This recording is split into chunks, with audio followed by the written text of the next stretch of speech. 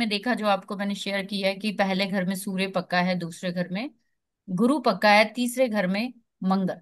अब यहाँ पे इनका थोड़ा थोड़ा लॉजिक बता देती हूँ कि पक्का प्लैनेट जो मैं समझी हूँ अपनी लैंग्वेज में, इन्होंने कहीं पे नहीं ऐसा कुछ लिखा है कि गुरु दूसरे घर में क्यों होता है। हाँ, इनके बारे में जब हम पढ़ेंगे पहले घर में सूर्य क्या करता है, तब आपको शायद ये चीजें और जो है क्लियर हो जाएंगी कि सूर्य को पहले घर में एक्सॉल्ट क्यों किया गया है, गुरु को दूसरे घर में क्यों बताया गया। तो मैंने जहां तक देखा है कि आपको दूसरे घर में, आपको पांचवें घर में, नौवें घर में, 11वें घर में गुरु की ब्लेसिंग्स, समझदारी और आपकी रिस्पॉन्सिबिलिटी इन सारे घरों में बहुत ज्यादा होती है। आपकी पहली रिस्पॉन्सिबिलिटी आपका जो कुटुंब है उसके लिए बनती है, फिर बच्चे के लिए बनती है, फिर आपके अपनी धर्म के लिए बनती है जिसमें आप पैदा होते हो। फिर आप जो 11वां घर इनकम का है उसको इनकम बाद में लेकर, वो समाज है जिसमें आप विचरण करते हो, जिसमें आप घूमते फिरते हो, जिसमें आपको दोस्त यार सब लोग मिलते हैं। तो आपके ये जो चार घर हैं, यहाँ पे गुरु की ब्लेसिंग्स, गुरु का आशीर्वाद, आपको गाइडलाइंस हमेशा अपने लिए मर्यादा जो है वो हमेशा बना के चलनी पड़ेगी। गुरु को मैं एज ए एक ड्यूटी प्लैनेट या रिस्पॉन्सिबल प्लैनेट मानती हूँ। और आपको यहाँ पे अपनी बाउंड्री क्रिएट करनी चाहिए। यहाँ पे आपको पता होना चाहिए कि क्या मेरे लिए अच्छा है और क्या मेरे लिए बुरा है। आप सारी उम्र यहाँ पे अच्छा या बुरा यही चीजें तय करते हो। मंगल 3 में है तो तीसरा घर बुध का है, लेकिन पक्का प्लैनेट मंगल बना दिया। तो बुध जो है वो सिर्फ बातें या आपको बुद्धि दे सकता है। उस बुद्धि को बाहर लाके लोगों के सामने प्रेजेंट करने में आपको ऊर्जा चाहिए, एनर्जी चाहिए, पावर चाहिए, फोर्स चाहिए। कौन देगा वो सिर्फ मंगल के पास। तो तीसरे घर में मंगल हमेशा पक्का प्लैनेट माना जाता है, जो आपको कंपटीशन में, आपको एडवेंचर में, आपको छोटे बहन भाइयों के साथ लड़ाई झगड़ा, आपको जितनी भी जीवन में जो चैलेंजेस आते हैं, वो आपको मंगल सिखाता है कि ऐसे लड़ना है, यहाँ पे ये वाला वेपन जो है वो चलेगा।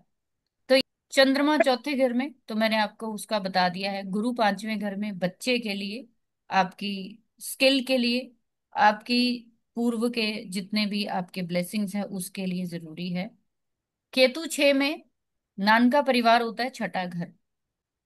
जितने भी लोग नान के परिवार के साथ बहुत अटैच होते हैं, जिन्होंने अपना बचपन बहुत ज्यादा नान के परिवार में बिताया होता है, वो सारे के सारे गुरु की दृष्टि छठे घर में लेकर बैठे। गुरु की दृष्टि छठे घर में आएगी, दूसरे घर में जो भी बैठ के देगा। ठीक है। तो ऐसे लोगों को जब भी कोई बेनिफिक प्लैनेट लगा लो आप, बेनिफिक प्लैनेट सेकंड हाउस से बैठकर सिक्स्थ हाउस में देखेगा, तो नान के परिवार के साथ एक अलग तरह की अटैचमेंट, वो उनके साथ ही जुड़ जाता। इवन उनको अपने उस पर फैमिली से चाहे कुछ सुख मिले नहीं मिले, बट वो हमेशा उनके साथ एक बहुत डीप जो है वो रखता है। जित आपका जो छोटा मामा होता है वो आपका छठा घर है। आपका जो बड़ा मामा होता है वो आपका दूसरा घर होता है। ठीक है।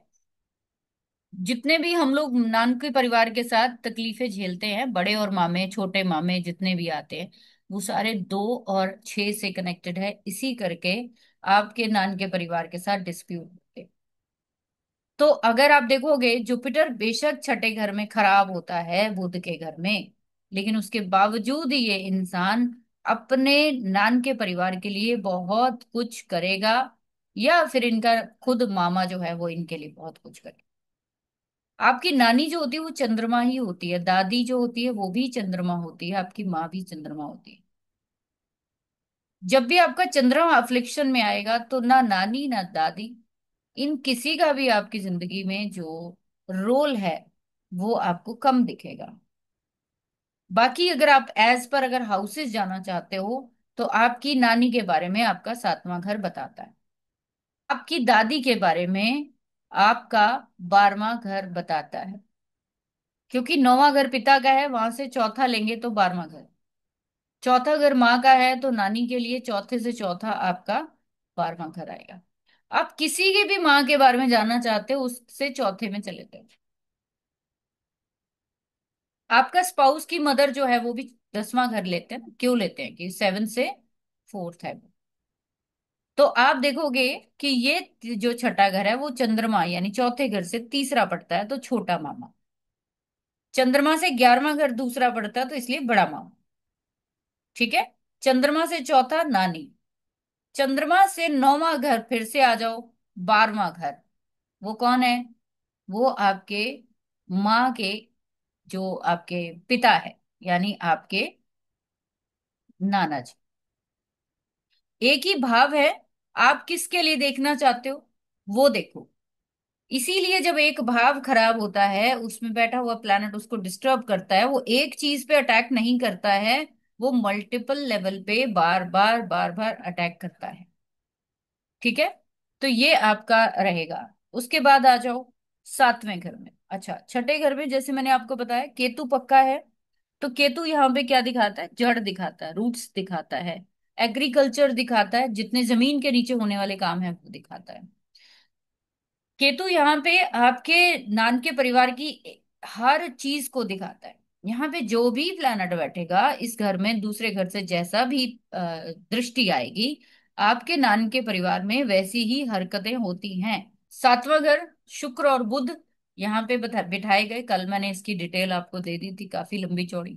8वें घर में शनि और मंगल, दोनों को पक्का प्लैनेट यहाँ पे बताया। पक्का यानी कि बार बार मैं वर्ड यूज कर रही हूँ, तो जो लोग पहली बार लाल किताब सीख रहे हैं, पक्का मतलब कि आपने अपना घर अपने से ज्यादा पावरफुल लोगों को दे रखा है, जो उसकी टेक केयर करेंगे।